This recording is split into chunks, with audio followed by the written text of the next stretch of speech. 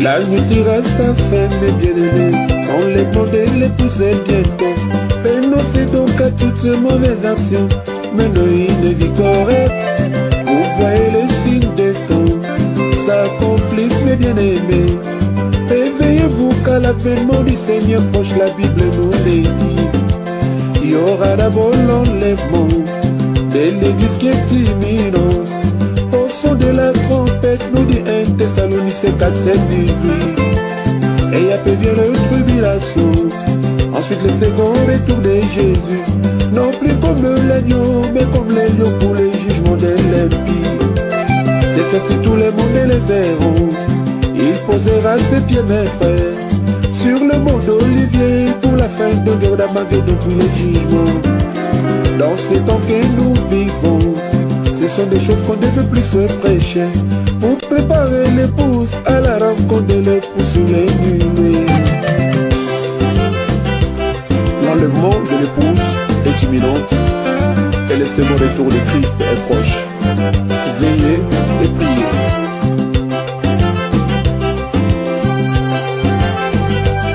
Florita Yaya, Louis José, vous m'écoutez? Puis les passions de la jeunesse et rechercher la justice, la foi, la charité, la paix, c'est bien pour Jésus d'un cœur pur. Ne passez pas votre temps, on vous enivre la terre.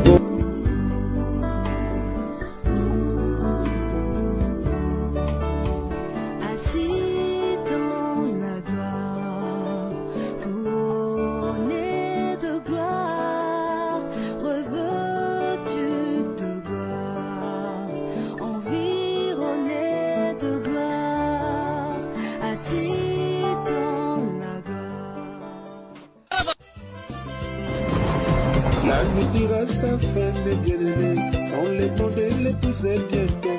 Renoncez donc à toutes ces mauvaises actions, menez une vie correcte. Vous voyez les signes des temps s'accomplissent, mes bien-aimés. Réveillez-vous car l'avènement du Seigneur proche, la Bible nous l'est dit.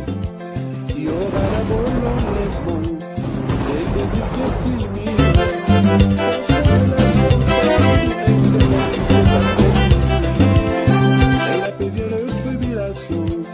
Ensuite le second retour de Jésus, non plus comme l'agneau, mais comme l'agneau pour le jugement de l'impie. Et ainsi tout le monde les verront. Il posera ses pieds, mes frères, sur le mont d'Olivier, pour la fin de guerre d'Armageddon pour le jugement. Dans ces temps que nous vivons, ce sont des choses qu'on ne veut plus se prêcher, pour préparer l'épouse à la rencontre de l'épouse sur les nuées. Le monde est imminent. Pour rendre chacun selon ses œuvres. Un scénario digne d'Alfred Hitchcock. Les habitants d'une petite ville ont été surpris par une pluie d'oiseaux morts, des milliers d'oiseaux, un phénomène qui reste inexpliqué. Franck Genozo. Des centaines et des centaines d'oiseaux qui viennent s'écraser au sol en quelques minutes. Vendredi soir, les habitants de cette commune tranquille s'apprêtent à célébrer la nouvelle année lorsqu'ils entendent des bruits suspects sur leur toit. Je suis sorti et un oiseau est tombé juste devant moi. J'ai dit à ma mère, viens chercher les enfants et le chien, parce que je ne comprenais pas ce qui se passait. En tout, ce sont plus de 2000 cas. D'autant qu'à moins de 200 km de là, 100 000 poissons ont été retrouvés morts dans un lac.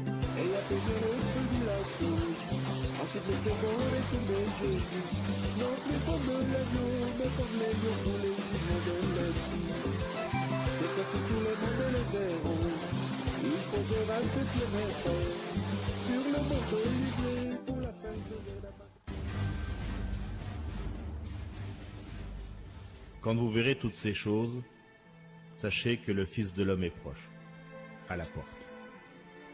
Je vous le dis en vérité, cette génération ne passera point que tout cela n'arrive. Le ciel et la terre passeront, mais mes paroles ne passeront point.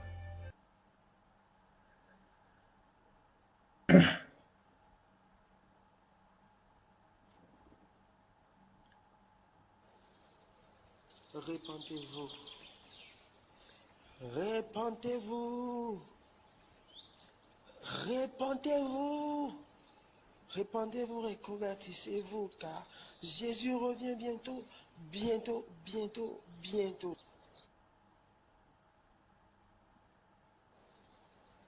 Répandez-vous. Répandez-vous. Répandez-vous. Répandez-vous et convertissez-vous, car Jésus revient bientôt, bientôt, bientôt, bientôt. Répandez-vous. Répandez-vous. Répandez-vous. Répandez-vous et convertissez-vous, car Jésus revient bientôt, bientôt, bientôt, bientôt.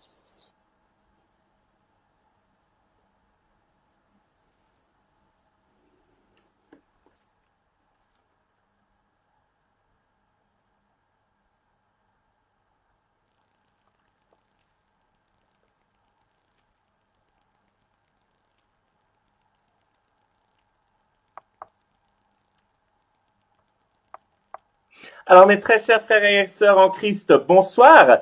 J'espère que vous allez bien par la grâce de Dieu malgré cette période difficile de coronavirus. Alors ça me fait très très plaisir de vous revoir après un mois d'absence. Alors ce soir, j'avais à cœur de vous parler du processus qu'utilise l'ennemi pour nous éloigner de Dieu. Parce que quel est l'objectif principal du diable? Quel est son but dans la vie? C'est nous éloigner de Dieu, de nous éloigner du salut et de nous entraîner avec lui dans sa chute, en enfer dans sa chute. Parce que n'oublions pas que le Seigneur Jésus-Christ avait dit que les temps de feu étaient préparés pour le diable et ses anges dans Matthieu 25. Et que veut le diable? C'est nous entraîner le plus nombre possible de personnes avec lui dans sa chute, dans les temps de feu. Alors nous allons voir comment il procède. Alors pour cela, je vous propose de lire dans l'épître de Jacques, au chapitre 1er, à partir du verset 13 jusqu'au verset 14. Alors je lis. Que personne, lorsqu'il est tenté, ne dise « c'est Dieu qui me tente », car Dieu ne peut être tenté par le mal. Et il ne tente lui-même personne, mais chacun est tenté lorsqu'il est attiré et amorcé par sa propre convoitise. Puis la convoitise, lorsqu'elle a conçu, enfante le péché, et le péché étant consommé produit la mort. Nous voyons, il y a donc 3 étapes. L'ennemi utilise 3 étapes qui nous conduisent au péché, qui nous conduit à la mort.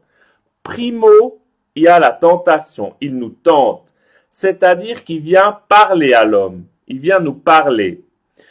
C'est clair, le diable est un esprit, tu ne verras jamais un espèce de bonhomme rouge avec des cornes venir parler, dire « Hey, un tel, il faut que je te dise un truc ». Non, le diable est esprit et il nous parle au travers de pensées. Il va nous travailler dans notre esprit, dans notre âme, il nous parler au travers de pensées.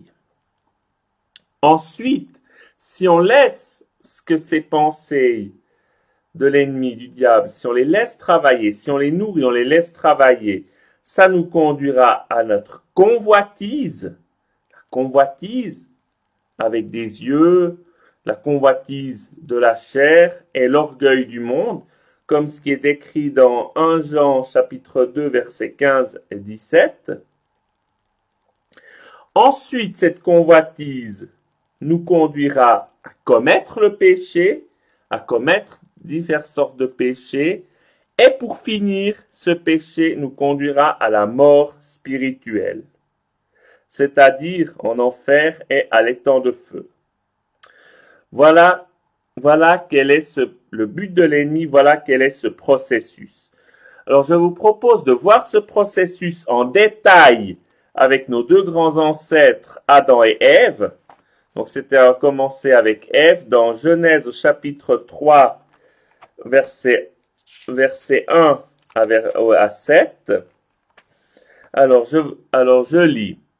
Le serpent était le plus rusé de tous les animaux des champs que l'Éternel Dieu avait fait. Il dit à la femme, Dieu a-t-il réellement dit, vous ne mangerez pas de tous les arbres du jardin? La femme répondit au serpent, nous mangeons des fruits des arbres du jardin, mais quant aux fruits de l'arbre qui est au milieu du jardin, Dieu a dit, vous n'en mangerez point et vous n'y toucherez point de peur que vous ne mouriez. Alors le serpent dit à la femme, vous ne mourrez point. Mais Dieu sait que le jour où vous en mangerez, vos yeux s'ouvriront et que vous serez comme Dieu, connaissant le bien et le mal. La femme vit que l'arbre était bon à manger et agréable à la vue et qu'il était précieux pour ouvrir l'intelligence. Elle prit de son fruit et en mangea. Et elle en donna aussi à son mari qui était auprès d'elle et il en mangea. Donc nous voyons en détail dans ce passage, alors, bon, c'est clair, quand on dit le serpent, on parle du diable, on parle pas d'un serpent physique qui vient comme ça, qui dit à Ève et puis que Ève, qui avait un traducteur à côté, non. C'est bien, on parle bien du diable. Donc, il commence à dire à Ève, Dieu a-t-il réellement dit? Donc il commence à semer le doute dans l'esprit d'Ève. Est-ce que Dieu, il a vraiment dit cela? Est-ce qu'il a vraiment, c'est vraiment ce qu'il voulait dire? Est-ce que tu as vraiment compris ce qu'il voulait dire? Est-ce que tu as pas mal interprété? Il commence à semer le doute. Alors là, Ève, au début, elle tient bien. Elle dit, non, non, il a bien dit que le fruit de l'arbre qui est au milieu du jardin, donc la connaissance du bien et du mal, Dieu a dit, vous n'en mangerez point et vous ne toucherez point de peur que vous ne mouriez. Donc là, Ève, elle tient bien, elle tient bon, elle résiste au diable au début parce qu'il a juste semé le doute, il commence doucement, mais après, le diable, il en met une couche supérieure. Il dit, vous ne mourrez point. Donc il dit à Ève, mais non, Dieu, il t'a dit des conneries, il dit ça pour te faire peur, tu risques rien, il n'y a pas de problème, tu peux y aller. Voilà, donc il en met une couche. Et après, il en remet encore une couche. Donc non seulement il dit à Ève, voilà, tu ne risques rien, il n'y a pas de souci, Dieu il te dit des bêtises, tu peux y aller, il n'y a pas de problème, il t'arrivera rien. Mais il en rajoute une couche en disant, mais tu sais, si tu en manges de ce fruit-là, eh ben, tes yeux s'ouvriront, tu deviendras comme Dieu, tu connaîtras tout, tu connaîtras le bien et le mal, tu deviendras comme Dieu. C'est super, c'est génial. Donc nous voyons clairement l'orgueil de la vie, devenir comme Dieu. Parce que quand on lit les journaux, on regarde les actualités, on voit des hommes politiques, ils ont tous l'ambition de devenir président, de faire une grande carrière et tout. Mais alors là, l'orgueil, vouloir carrément devenir comme Dieu, ça c'est vraiment... même Donald Trump n'a pas encore prétendu avoir un orgueil pareil. Donc vraiment, ça c'est vraiment l'orgueil, ça y va quoi.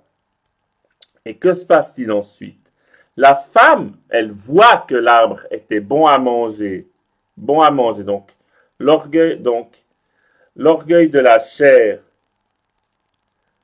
est, la convoitise de la chair plutôt, est agréable à la vue. La convoitise des yeux. Waouh, ces beaux fruits. Qu'est-ce qu'ils sont super. Waouh, génial. Et l'orgueil de la vie. Je deviendrai comme Dieu, je serai superwoman, super, je viendrai comme Dieu. Et elle a nourri cette convoitise. Elle a nourri cette convoitise. Et que s'est-il passé? La convoitise, le processus a continué. Et elle a fait le péché, c'est-à-dire elle a fait ce qu'elle n'aurait pas dû, elle a pris le fruit, elle en a pris un pour elle, donné un à son mari Adam, Et ils ont mangé et ils ont fait ce qu'ils n'auraient pas dû faire. Et le processus est arrivé à la fin. Et qu'est-ce qu'ils ont fait? Ils ont été séparés de Dieu, ils ont été chassés du jardin d'Éden. Ils sont morts spirituellement. Parce que on parle de mort spirituelle là. Et qu'est-ce que la mort spirituelle? Rappelons-le, c'est être séparé de Dieu et être en enfer dans les temps de feu. C'est ça la mort spirituelle. La mort physique d'Adam et d'Ève est venue beaucoup plus tard. Rappelons-le. Voilà. Donc nous voyons là en détail ce processus, comment ça s'est passé.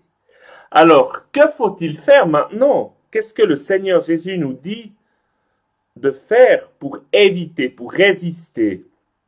Parce qu'il faut résister dès le début, dès que le diable, il vient, il te met des pensées, il te parle, c'est-à-dire qu'il te met des pensées dans ta tête, dans ton esprit. Il ne faut pas laisser justement nourrir, parce que tu nourris ces pensées, ça donnera la convoitise. Tu nourris la convoitise, ça donne le péché, et puis au bout, quand tu as fait le péché, tu meurs spirituellement, c'est-à-dire que tu es séparé de Dieu, et si tu meurs physiquement dans cet état, c'est pas Jojo, c'est comme tu es dans la même galère que l'homme riche, et tu sais des souffrances éternelles. Alors le Seigneur, il nous donne lui-même la réponse, la solution dans Matthieu au chapitre 26, au verset 41. Alors ce verset nous dit, le Seigneur Jésus, il nous dit la chose suivante. Il nous dit, 26, 41, il nous dit, veillez et priez afin que vous ne tombiez pas dans la tentation. L'esprit est bien disposé, mais la chair est faible. Donc, veillez et priez. Ce sont les deux seules choses à faire. Autrement dit, c'est prier notre Seigneur Jésus-Christ, lui parler et le laisser nous parler, nous nourrir de sa parole. C'est-à-dire le laisser nous parler. Le laisser nous parler. C'est-à-dire, quand l'ennemi, il vient près de toi, il va te donner un raisonnement, une pensée, une tentation. Quel que soit, parce que ça peut être de diverses natures. Ça peut être, par exemple, c'est vrai que c'est pas tous les jours rose avec ta femme. Si une fois t'allais voir ailleurs, une femme plus jolie pour te détendre, si tu le fais une fois, c'est pas si grave. Qu'est-ce que dit le Seigneur?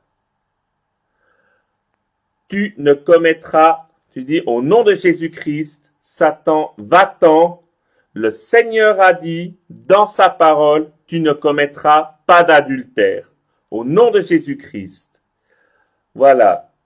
Nourrir sa parole, c'est écouter Dieu qui nous dit, tu ne commettras pas l'adultère. Et prier, c'est parler à Dieu, dire dans ce cas-là, Seigneur, tu vois, c'est vrai, c'est dur avec ma femme. On se dispute sans cesse. J'aimerais bien aller voir une autre femme, mais tu l'as dit, tu ne commettras pas d'adultère. Alors aide-moi à ne pas faire ça, aide-moi, remplis-moi de ton Esprit Saint, donne-moi ton aide à ne pas faire cela. J'ai besoin de toi, Seigneur Jésus. Voilà ce qu'il faut faire. Voilà la bonne attitude que devraient avoir les chrétiens. Et là, l'Esprit, il nous promet dans Romains chapitre 8, verset 26, que il est avec nous dans notre faiblesse. Ce ne sera pas facile.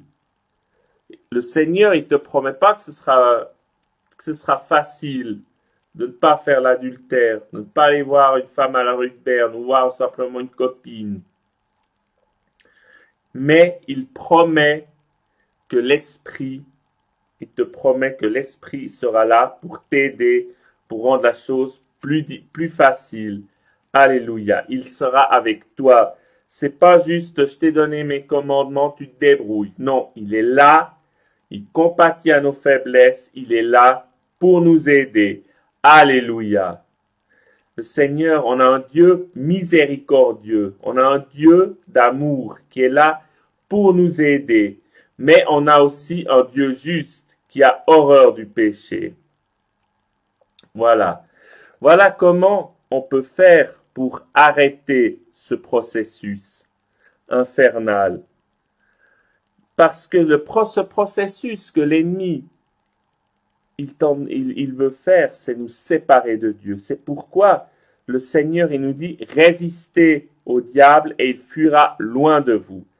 D'ailleurs, dans Matthieu au chapitre 4, versets 1 à 11, le Seigneur Jésus, notre Seigneur Jésus lui-même a été tenté aussi par l'ennemi. Parce que, précisons-le, rappelons-le, Jésus, quand il est venu comme fils sur la terre, il était toujours bien sûr 100% Dieu, mais il était aussi homme. Et donc il a compati aussi, il a eu un corps physique semblable au nôtre. Et donc il a pu ressentir des choses qu'on ressentait nous, notamment la faim physique. Alors je vous propose de lire ce passage et on verra quelle a été l'attitude de notre Seigneur Jésus-Christ face à la tentation de l'ennemi. Alors je lis. Alors Jésus fut emmené par l'Esprit dans le désert pour être tenté par le diable. Après avoir jeûné 40 jours et 40 nuits, il eut faim. Donc on voit, il a ressenti la faim physique.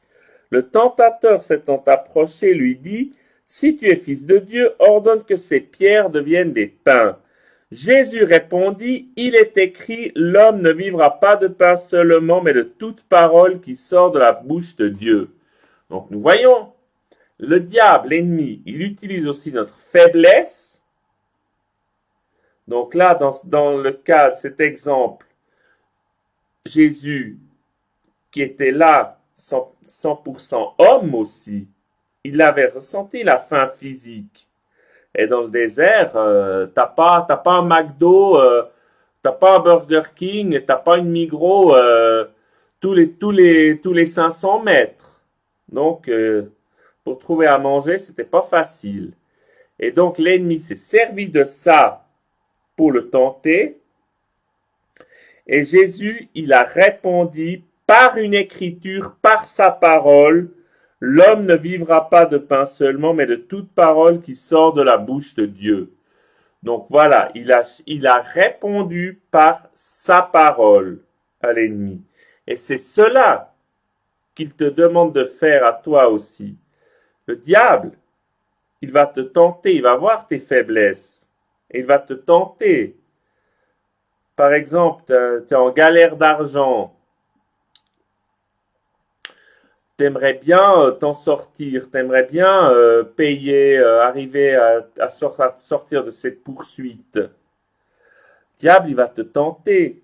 Il va utiliser ça pour te tenter, dire, ouais, mais regarde, là, c'est l'entreprise du travail, ils font quand même assez de pognon, donc, si une fois tu piques dans la caisse, ça te sortira de tes galères. Tu fais telle ou telle magouille, ça te sortira de tes galères.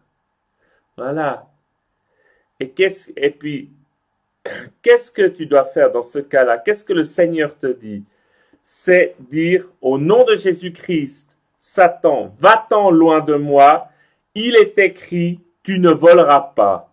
La parole, mon Dieu, il me dit, je ne dois pas voler, je ne volerai pas. Et tenir bon. Alléluia. Voilà. Et là, tu résistes. Et là, le diable, il fuira parce que tu lui auras résisté. Tu lui auras dit, au nom de Jésus-Christ, il est écrit dans la parole, tu ne voleras pas et je ne volerai pas. Alléluia.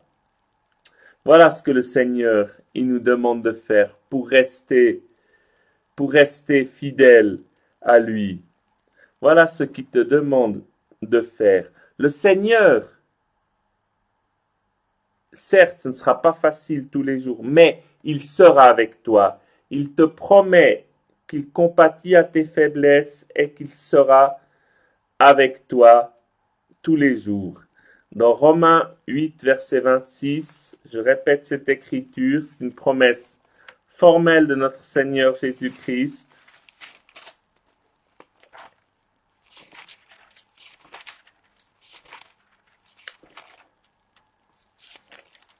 Il te dit, l'Esprit nous aide dans notre faiblesse.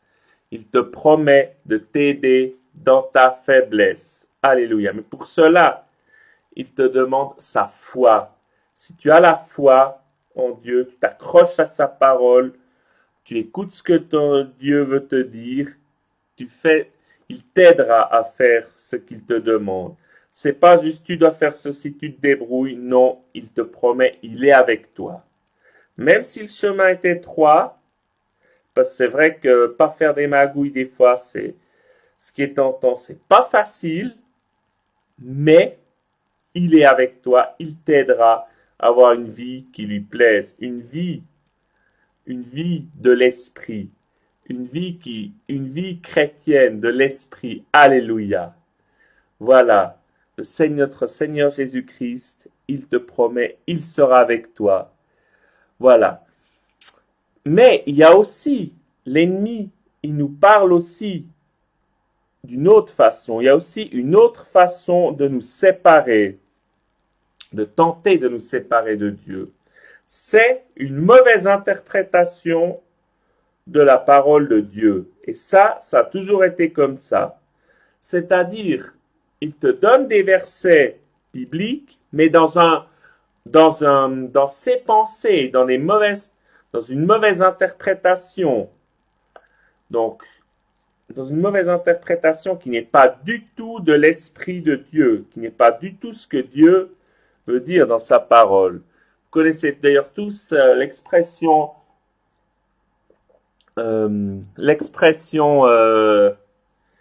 texte sorti hors de son contexte n'est que prétexte. Voilà, c'est exactement ça. Je donne un exemple.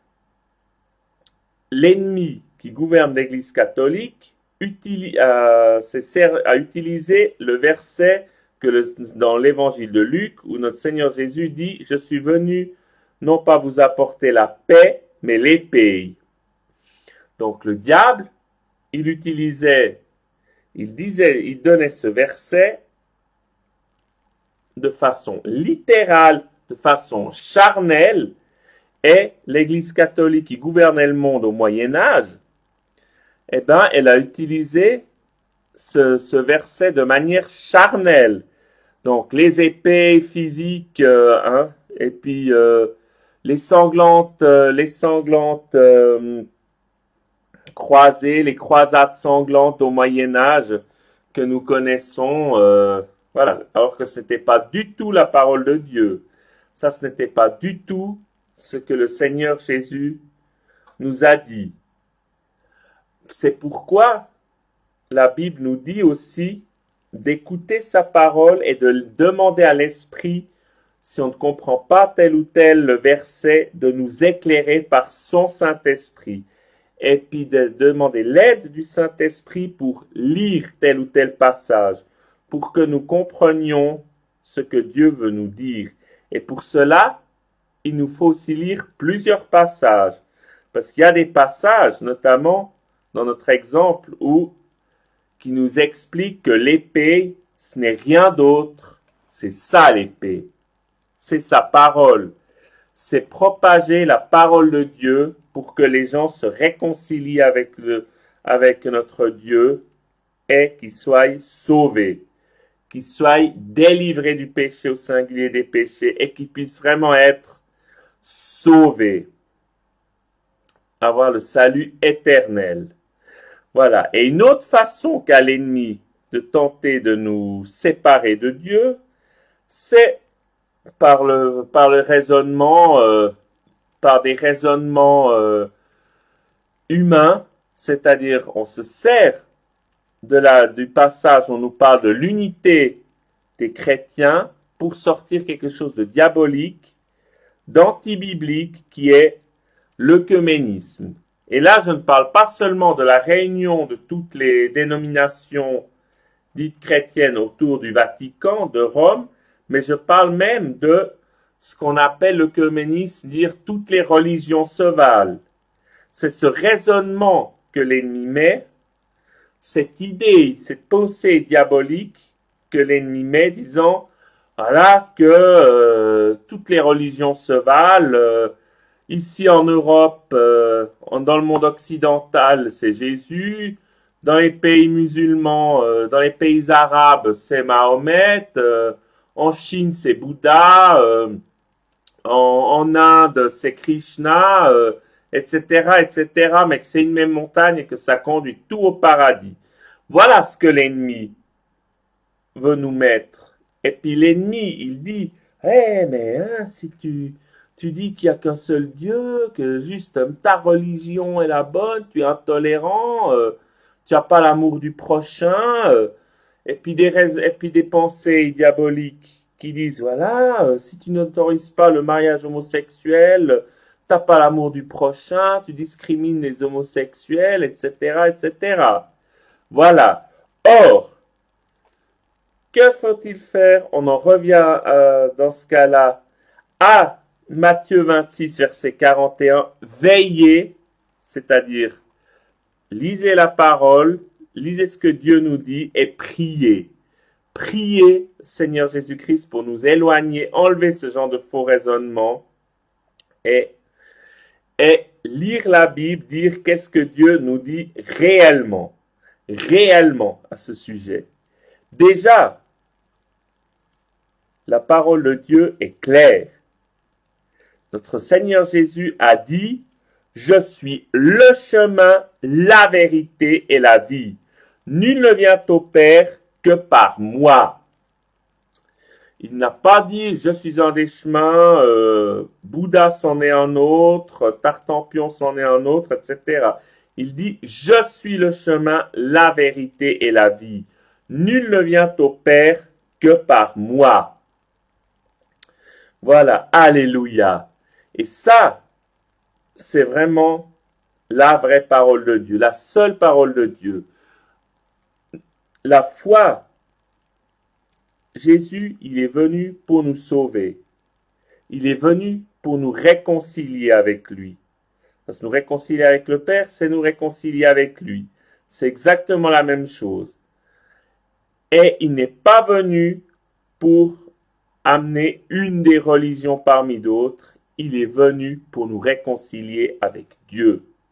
Et pour cela, il est mort à la croix. Et pour cela, nous devons nous l'accepter comme Seigneur et Sauveur et nous repentir de nos péchés et marcher avec lui. Et pour cela, nous devons prier, parler à Dieu, lire la Bible, laisser Dieu nous parler. Voilà. Ça, c'est l'essentiel si nous voulons être sauvés. Alléluia. Parce que nous voyons clairement dans Matthieu chapitre 16, verset 23, que les raisonnements humains sont vraiment des raisonnements aussi de l'ennemi. Parce que nous voyons, donc dans ce contexte, c'était aussi un contexte où le Seigneur Jésus était là physiquement, et donc il était vraiment là homme. Il devait mourir, il annonce qu'il doit mourir à la croix pour nous sauver, mais c'est vrai que là, il était vraiment aussi homme et que c'était pour lui non plus, ce n'était pas facile. Et qu'est-ce que il annonce sa mort à la croix, sa résurrection, et à partir du verset 22, l'apôtre Pierre, l'ayant pris à part, se met à le reprendre, il dit, à Dieu ne plaît Seigneur, cela ne t'arrivera pas. Mais Jésus se retournant dit à Pierre, arrière de moi, Satan, tu mets en scandale car tes pensées ne sont pas les pensées de Dieu, mais celles des hommes. Donc nous voyons que les pensées, les raisonnements humains, les philosophies humaines sont des pensées, des philosophies de Satan, des philosophies diaboliques. Pourquoi dit-on cela? Parce que elles contredisent la parole de Dieu. Toute loi, toute pensée de l'ennemi, toute pensée humaine vient de l'ennemi parce qu'elle contredit la parole de Dieu. Et l'ennemi, d'ailleurs c'est pour ça qu'on le surnomme le malin. Il peut présenter ça de manière positive. Dans notre passage, nous voyons que Jésus-Christ était 100% Dieu, mais aussi 100% homme. Il devait souffrir physiquement la crucifixion, la mort à la croix.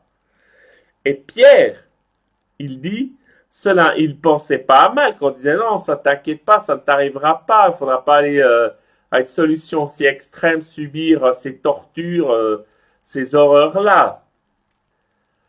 Ça peut partir d'un bon sentiment, mais cela contredit totalement la parole de Dieu. Parce que notre Seigneur Jésus-Christ, il est venu pour cela, pour mourir à la croix, pour nous réconcilier avec Dieu, pour nous sauver du péché, et pour rien d'autre. Il n'est pas venu pour mettre une religion, il n'est pas venu pour créer un parti politique ou je ne sais quoi d'autre. Il est venu uniquement pour ça.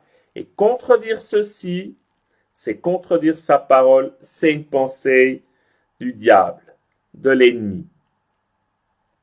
Voilà. Et donc aujourd'hui, nous voyons des philosophies, on nous accuse notamment si on dit faut bien tolérer l'homosexualité, il faut bien laisser les droits des homosexuels, sinon on est intolérant, on n'est pas gentil. Donner le mariage homosexuel, ça peut partir, c'est le même processus de l'ennemi, ça peut partir d'un bon sentiment. Dire, etc., faut pas être méchant avec eux, c'est clair. Oui, effectivement, la haine contre les homosexuels, c'est un péché. Ça ne vient pas de Dieu. Mais laisser le mariage homosexuel se faire, c'est une pensée des hommes qui vient du diable parce qu'elle contredit très clairement la parole de Dieu. Le Seigneur a dit, tu t'accrocheras à ta femme et vous deviendrez une seule chair. Le Seigneur a très clairement dit, le mariage, c'est entre un homme et une femme. C'est très clair. On ne peut pas être plus clair. La relation physique, c'est dans le mariage avec un homme et une femme. Il n'y a pas de discussion possible. C'est ce que Dieu nous dit dans sa parole. Punkt, Schluss. Et l'ennemi, il utilise aussi il peut utiliser le processus inverse, disant, c'est abominable, regarde ces homosexuels, ce qu'ils font, faut tous les tuer. Il peut aussi utiliser ceci, mais utiliser ce genre de pensée incitée à la violence physique. Or, c'est aussi une pensée qui ne vient pas de Dieu, une pensée de Satan, parce que ça contredit aussi la parole de Dieu. Notamment, on dit tu ne tueras point. Et Éphésiens nous dit nous n'avons pas à lutter contre la chair et le sang, mais contre les puissances des ténèbres, contre les forces du mal, les puissances, les principautés, etc., etc. Voilà ce que le Seigneur nous dit. Donc, pour conclure, que faut-il faire? Toujours être dans la prière, de parler à Dieu et demander à Dieu de nous parler et écouter Dieu nous parler en lisant sa parole, par sa parole et en écoutant des frères nous enseigner qui ont reçu la parole de Dieu, qui ont accepté Jésus-Christ comme Seigneur et Sauveur et qui peuvent nous aider à avancer. Et le Seigneur, je le répète encore, nous dit très clairement que ce n'est pas facile, il ne nous a pas promis la facilité, mais il nous promet son aide par son Esprit Saint. Dans Romains 8, verset 26. Voilà, et puis le Seigneur aussi nous promet pas la richesse matérielle. Voici aussi justement l'orgueil de la vue, l'orgueil et la convoitise des yeux sur les biens matériels. C'est aussi une pensée humaine qui vient de l'ennemi, qui ne vient pas de Dieu. Le Seigneur nous dit, cherchez d'abord le royaume de Dieu. La priorité dans ta vie, c'est pas d'avoir des biens matériels comme s'il en pleuvait. La priorité dans ta vie, c'est le salut. C'est d'avoir ton ticket pour le ciel. C'est ça l'essentiel. C'est pourquoi le Seigneur dit à l'église Laodicée, achetez de l'or éprouvé par le feu. Autrement dit, acceptez Jésus-Christ comme Seigneur et Sauveur, parce que la vraie richesse, c'est le salut éternel. C'est ça l'essentiel. C'est se concentrer vraiment sur le salut éternel. Alléluia. Donc aujourd'hui, moi aussi, je peux t'encourager à ne pas écouter la voix du diable, à résister au diable. Comment? Par la prière et par la lecture de la parole et par l'enseignement de véritables enfants de Dieu, de véritables chrétiens, pour continuer à avancer. Et aussi, un point que j'allais oublier, si malheureusement, ça peut arriver, tu as succombé, tu as laissé le processus aller jusqu'à l'avant-dernière partie, ne laisse pas non plus le diable te dire, voilà, tu es foutu, tu iras en enfer, laisse tomber. Non. Dieu te pardonnera. Ce qu'il faut faire, c'est de ne pas laisser traîner. Parce que sinon, effectivement, ça pourrait être délicat. Ça pourrait être même très dangereux. Mais immédiatement revenir à Dieu, immédiatement dire, Seigneur, voilà, pardon, j'ai vu ce truc, j'ai fait une petite magouille pour avoir l'argent pour me le payer. Je t'en demande pardon, Seigneur Jésus. Pardonne-moi, purifie-moi de ton sang. Seigneur Jésus, pardonne-moi. Et je ne le referai plus. Donc, immédiatement revenir à la croix, demander pardon et ne plus le refaire pour continuer à avancer avec Dieu. Parce que le Seigneur nous dit dans 1 Jean, chapitre 1, verset 8, le Seigneur nous dit ceci. Si nous disons que nous n'avons pas de péché, nous nous séduisons nous-mêmes et la vérité n'est point en nous. Mais si nous confessons nos péchés, il est fidèle et juste pour nous les pardonner et pour nous purifier de toute iniquité. Alléluia. Voilà. Voilà ce que le Seigneur nous demande de faire. Si tu as une chute, ce qui peut arriver, immédiatement revenir à la croix, demander pardon à Jésus et lui demander de nous aider à ne pas recommencer ceci. Et voilà, il y a encore une autre catégorie et qu'on voit de plus en plus à la fin des temps de mensonges de l'ennemi, c'est aussi la philosophie qui dit « Ouais, mais c'est vrai, t'es pas si mauvais que ça. L'homme, il n'a pas besoin d'être de Dieu. Il est assez bon. Regarde telle ou telle personne. Regarde Coluche. T'as vu? Il croyait pas en Dieu, mais t'as vu les restos du cœur pour les pauvres. Lui, il s'impliquait pour les pauvres. Et toi, qu'est-ce que tu fais? » Voilà encore un raisonnement diabolique qui vient de l'ennemi. Un raisonnement de la philosophie humaine qui vient tout droit de l'ennemi, qui contredit la parole de Dieu. Certes, une personne peut ne pas avoir accepté Jésus-Christ comme Seigneur et Sauveur et être honnête, tout à fait correct, et même faire du bien. Tout à fait. Moi-même, je connais des gens qui n'ont pas encore accepté Jésus comme Seigneur et Sauveur, et c'est des gens magnifiques. Mais la Bible, la parole de Dieu est très claire. Elle dit, tous ont péché et sont privés de la grâce de Dieu. Tous, sans la moindre exception. Moi aussi. J'ai aussi des faiblesses. Et personne, aucun être humain au monde ne peut venir te dire, moi j'ai jamais fait quelque chose de pas bien, j'ai jamais fait de bêtises, j'ai jamais eu aucune pensée mauvaise, je me suis jamais énervé, j'ai jamais rien fait de travers. Celui qui te dit ça, c'est un menteur. Et si moi aujourd'hui, je viendrais dire ça, eh ben, je serais le plus gros menteur. Je serais un très gros menteur. Personne ne peut dire qu'il n'a pas péché. Tous ont péché et tous ont besoin pour être délivrés du péché au singulier et puis pour être pardonnés, même si c'est des bêtises pas graves qu'on a fait, on a besoin du Seigneur Jésus-Christ pour être pardonné et pour aller au ciel, pour être sauvé.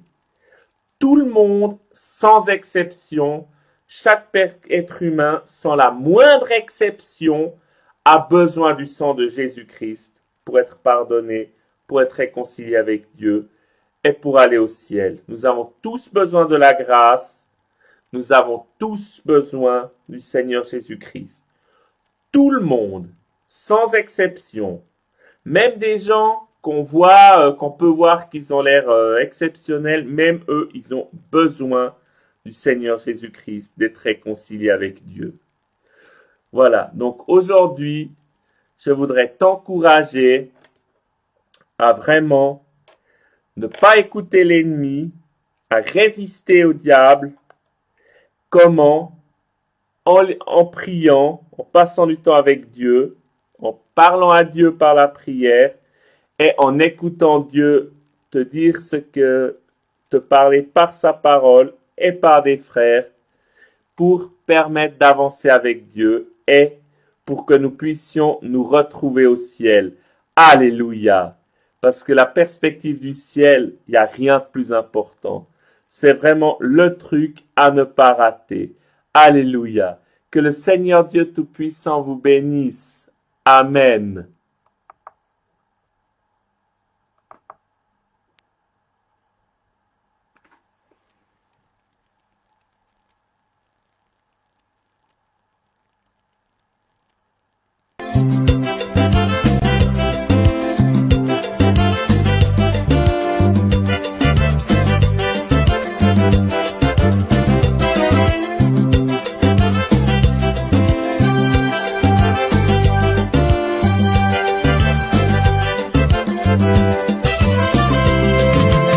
La nuit reste fin, mes bien-aimés, on les demande de l'épouser bientôt.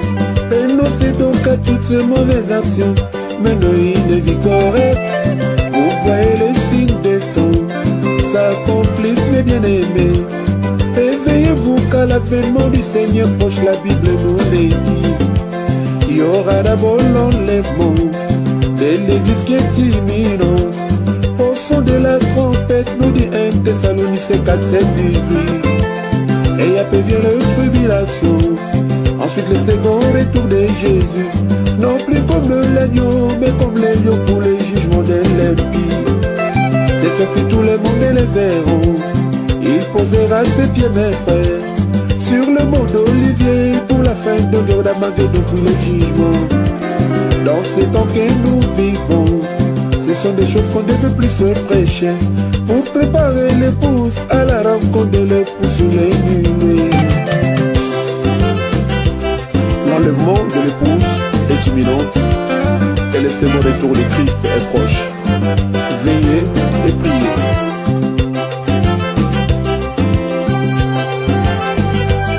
Florita Yaya, je vais vous m'écoutez?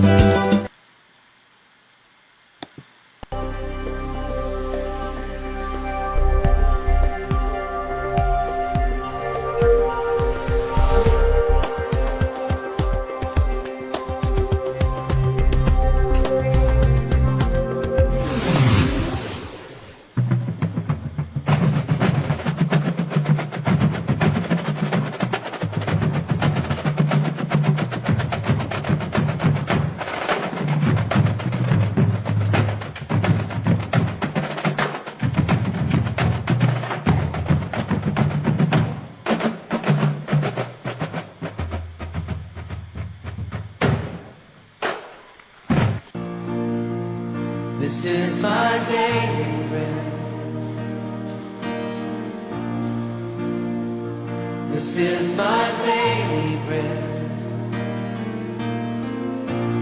Your very word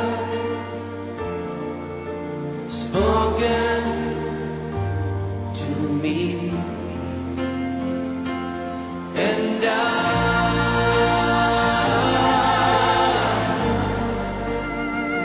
I'm desperate.